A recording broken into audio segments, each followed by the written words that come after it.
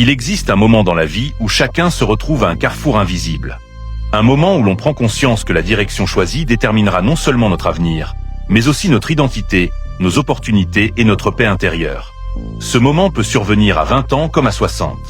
Parfois il arrive après un échec douloureux, parfois après un succès qui laisse un sentiment de vide. Peu importe quand il apparaît, il marque toujours le début d'un voyage plus grand que soi. Jim Rohn aimait rappeler que la vie ne s'améliore pas par hasard, elle s'améliore par le changement. Et ce changement ne vient pas d'un coup de chance ou d'un retournement miraculeux des circonstances. Il vient de l'intérieur. Peu importe d'où l'on part, on peut décider aujourd'hui de réécrire son histoire. Tout commence par une décision ferme et claire. Pas une simple envie ou une résolution fragile, mais un engagement profond envers soi-même. Décider, c'est fermer toutes les autres portes. C'est dire « assez ». À partir d'aujourd'hui, ma vie prend une autre direction. Beaucoup passent leur existence à attendre que les choses s'arrangent autour d'eux. Un patron plus juste, une économie plus favorable, un entourage plus motivant. Mais attendre, c'est se condamner à l'immobilité. Ce qui libère, c'est de comprendre que nous tenons la clé de notre transformation. Ce n'est pas le vent qui détermine notre destination, mais la manière dont nous orientons nos voiles. Si la décision est la graine, la discipline en est l'eau. Sans discipline, même la meilleure des intentions se dessèche. Elle n'est pas synonyme de privation ou de souffrance inutile. Elle consiste simplement à respecter les engagements pris envers soi-même. On finit toujours par payer un prix, celui de la discipline aujourd'hui ou celui du regret demain, et ce dernier est toujours plus lourd. Pour devenir discipliné, mieux vaut commencer petit.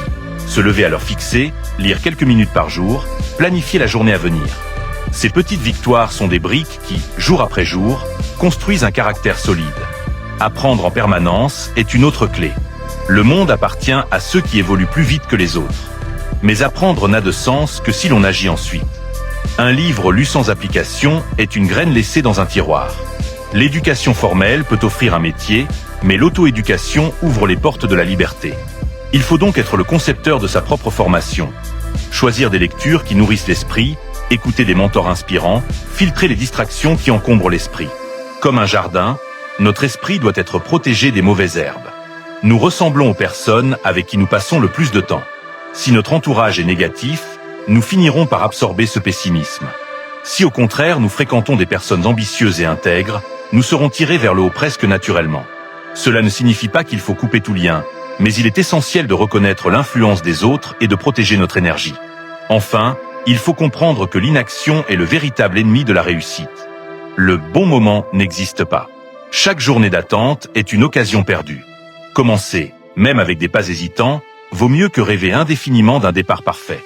L'action imparfaite ouvre des portes que l'attente ne franchira jamais. La réussite ne se mesure pas seulement en argent, mais il serait naïf de prétendre que l'argent n'a aucune importance. La liberté financière n'est pas une question de luxe ou de vanité, c'est une question de choix.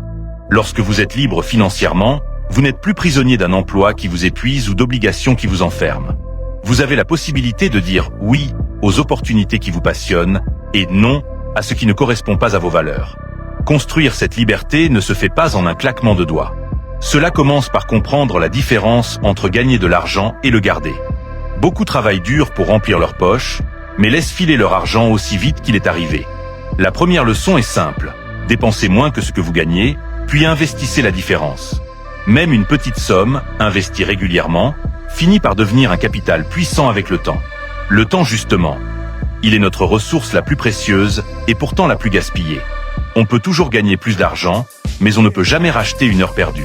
La manière dont nous utilisons notre temps est un reflet direct de nos priorités. Ceux qui réussissent ne disposent pas de plus de temps que les autres, mais ils choisissent mieux où ils le consacrent.